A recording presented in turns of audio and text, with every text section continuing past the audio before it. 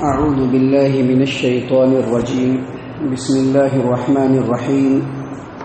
الحمد لله رب العالمين الرحمن الرحيم مالك يوم الدين. إياك نعبد وإياك نستعين. اهدنا الصراط المستقيم صراط الذين أنعمت عليهم غير المغضوب عليهم ولا الضالين آمين. معزز سامعین کرام، سب سے پہلے اللہ تبارک و تعالیٰ کا بے حد اور بے انتہا شکر و احسان ہے. ہم اس کی تعریف بیان کرتے ہیں، انہی کے سامنے ہم لوگ اپنے سر کو جھکاتے ہیں، اسی سے اپنے گناہوں کی مغفرت طلب کرتے ہیں. اس رب العالمین کا بڑا احسان ہے کہ ایک بار پھر ہماری زندگیوں میں اللہ تبارک و تعالیٰ نے ہم کو رمضان نصیب فرمایا، اور رمضان کی مبارک ساعتوں اور ساعتوں کی جو برکتیں ہیں، رحمتیں ہیں، ہم اس کو حاصل کر رہے ہیں. یقیناً اس پر اللہ تبارک و تعالیٰ کا بے حد اور بے انتہا شکر و احسان ہے. سامعین کرام، جیسا کہ آپ کو معلوم ہے کہ قرآن کریم کے آیات کی تلاوت ترتیب کے ساتھ اس کا ترجمہ اور اس کی تفسیر انشاءاللہ لگاتار آپ کے سامنے بیان کی جائے گی. ایک بات ہمیشہ یاد رکھیے کہ قرآن کریم کے اندر اللہ تبارک و تعالیٰ نے جہاں علم کا خزانہ رکھا ہے، وہیں اللہ تبارک و تعالیٰ نے بے شمار نصیحت کی باتیں قرآن کریم میں بیان فرمائی ہیں، جس کو سننا، جس کو سمجھنا اور سمجھ کر کے اس کے اوپر عمل کرنا ہم تمام مسلمانوں کے لیے انتہائی ضروری ہے. سامعین کرام، اللہ تبارک و تعالیٰ نے قرآن کریم سورۃ الاعراف آیت نمبر 199 اللہ تبارک و تعالیٰ نے بیان فرمایا، خذ العفو وأمر بالعرف وأعرض عن الجاہلین وإما ينزغنك من الشیطان نزغ فاستعذ باللہ انہ سمیع علیم. اللہ تبارک و تعالیٰ نے فرمایا کہ اے محمد صلی اللہ علیہ وسلم، اگرچہ محمد صلی اللہ علیہ وسلم کو کہا جا رہا ہے، لیکن پوری امت کے لوگوں کو مخاطب کیا جا رہا ہے اور حکم دیا جا رہا ہے کہ خذ العفو، کسی سے بھی غلطی ہو جائے اس کو معاف کر دو، کیونکہ معاف کر دینے والا بہت بڑا ہے. وَأْمُرْ بِالْعُرْفِ، لوگوں کو ہمیشہ اچھائی اور نیکی کا حکم دو. وَأَعْرِضْ عَنِ الْجَاهِلِينَ، اور جو نادان لوگ ہیں اس سے کنارہ کشی اختیار کرو. اور پھر اللہ تبارک و تعالیٰ نے بیان فرمایا، وَإِمَّا يَنزَغَنَّكَ مِنَ الشَّيْطَانِ نَزْغٌ فَاسْتَعِذْ بِاللَّهِ إِنَّهُ سَمِيعٌ عَلِيمٌ. اور اگر شیطان کی طرف سے کوئی وسوسہ ابھارے، شیطان کا کوئی وسوسہ تم کو ابھارے تو کہو اعوذ باللہ من الشیطان الرجیم، میں اللہ تبارک و تعالیٰ کی پناہ چاہتا ہوں شیطان مردود سے. معزز سامعین کرام، اسی طرح سے ایک جگہ پہ اور اللہ تبارک و تعالیٰ نے بیان فرمایا، سورۃ المومنون آیت نمبر 96، 97، 98 اللہ تبارک و تعالیٰ نے فرمایا، ادفع باللتی ہی احسن السیئہ نحن اعلم بما یصفون وقل رب اعوذ بک من ہمزات الشیاطین واعوذ بک رب ان یحضرون. اللہ تبارک و تعالیٰ نے فرمایا کہ یاد رکھو، اگر کوئی برائی کرتا ہے تو برائی کا بدلہ خوب اچھائی سے دو. اور جو کچھ لوگ کہتے ہیں ہم اس کو خوب جان رہے ہیں. اور ہمیشہ اللہ تبارک و تعالیٰ سے کہو کہ اے میرے پروردگار، میں شیطان کے وسوسوں سے تیری پناہ چاہتا ہوں. اور یہ بھی کہو کہ اے میرے پروردگار، میں اس بات سے بھی پناہ چاہتا ہوں کہ شیطان میرے پاس آئے.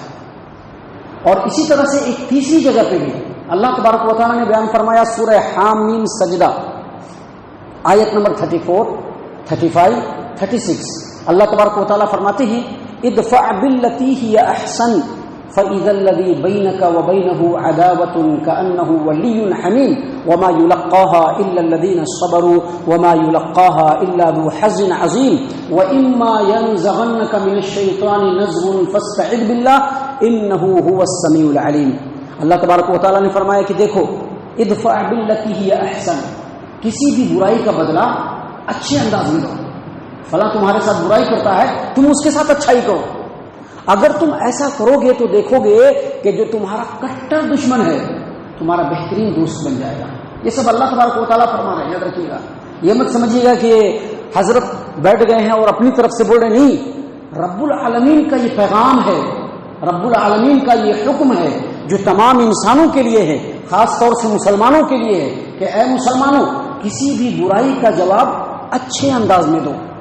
اگر تم ایسا کرو گے تو تم دیکھو گے کہ جو تمہارا کٹر دشمن ہے وہ تمہارا بہترین دوست بن جائے گا.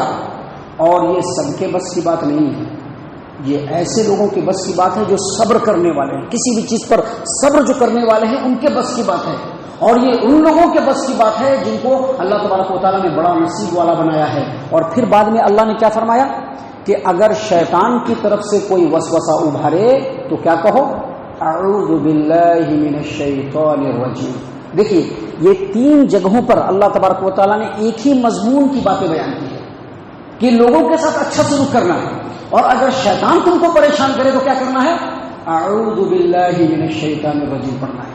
یعنی ان آیات کے اندر اللہ تبارک و تعالیٰ نے یہ بتلایا ہے کہ اگر کوئی انسان تمہارا دشمن بن جائے، اگر کوئی انسان تم سے نفرت کرے، اگر کوئی انسان تمہارے خلاف سازشیں رچے تو تم اس کے خلاف نفرت مت کرو، دشمنی مت کرو، بلکہ تم اس کے ساتھ اچھائی سے سلوک کرو. اگر تم ایسا کرو گے تو انسان کی جو اصل فطرت ہے وہ ہمیشہ تمہارا دوست بن جائے گا. کسی کے ساتھ بھی تم اچھائی کرو تمہارا دوست بن جائے گا. لیکن شیطان جو ہوتا ہے اگر وہ دشمن بن جائے تو تم اس کو قابو میں نہیں کر سکتے، کنٹرول میں نہیں کر سکتے. کیونکہ شیطان کیا چاہتا ہے، شیطان آدم علیہ السلام کے زمانے سے انسانوں کا دشمن ہے.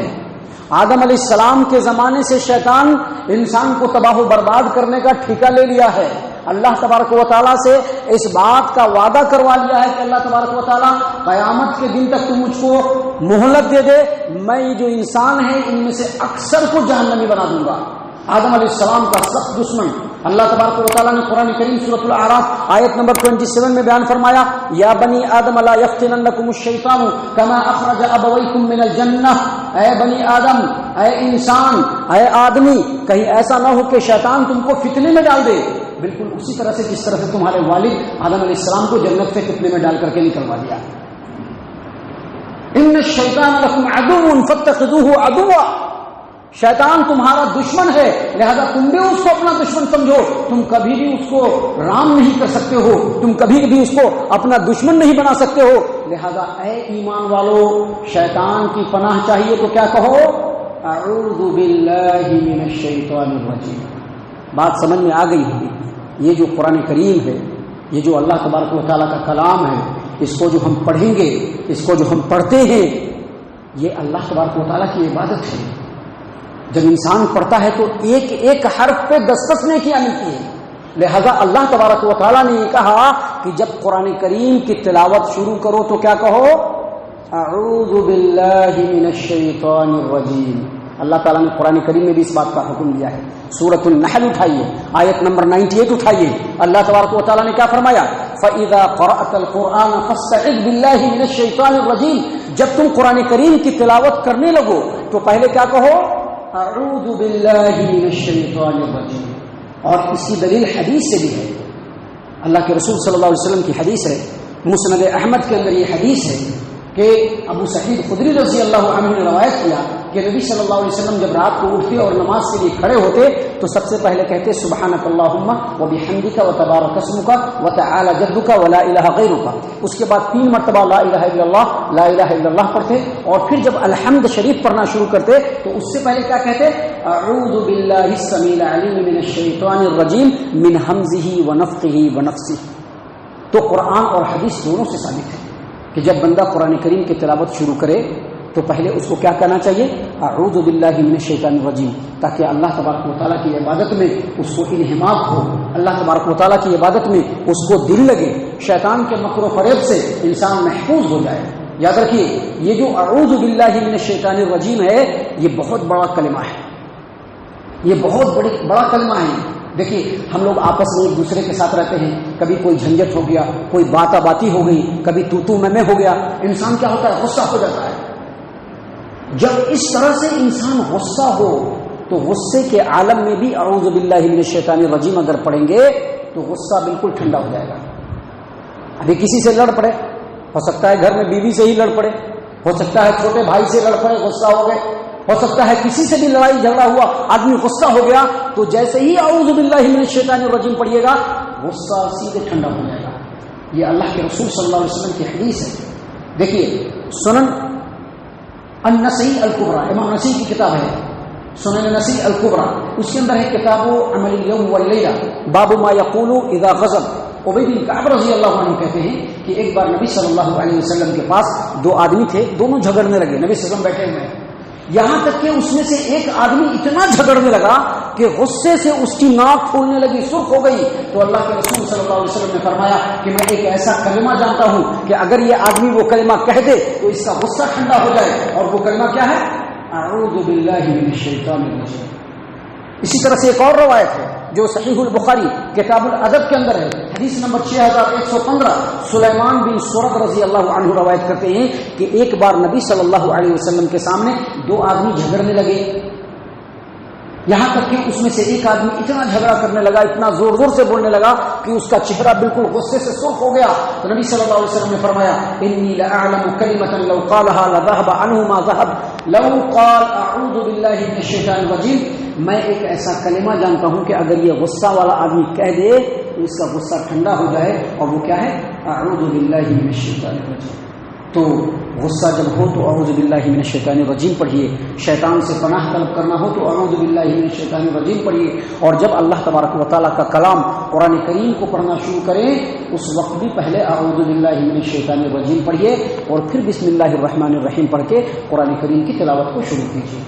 اللہ تبارک و تعالیٰ سے دعا ہے کہ اللہ تبارک و تعالیٰ ان تمام باتوں کے اوپر ہم تمام کو غور و فکر کرنے کی توفیق عنایت فرمائے۔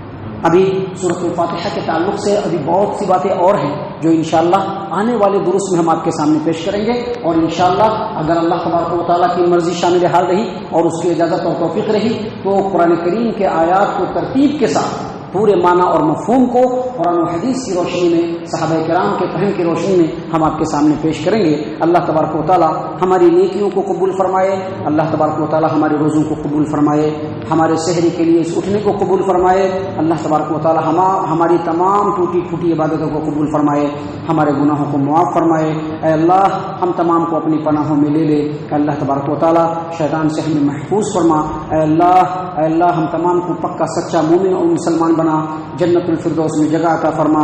اے اللہ ہم تمام کو جہنم سے پناہ دے، اے رب العالمین ہم تمام کو جہنم سے پناہ دے، اے مالک الملک ہم تمام کو جہنم سے پناہ دے، آمین یا رب العالمین۔ وما علینا الا البلاغ المبین۔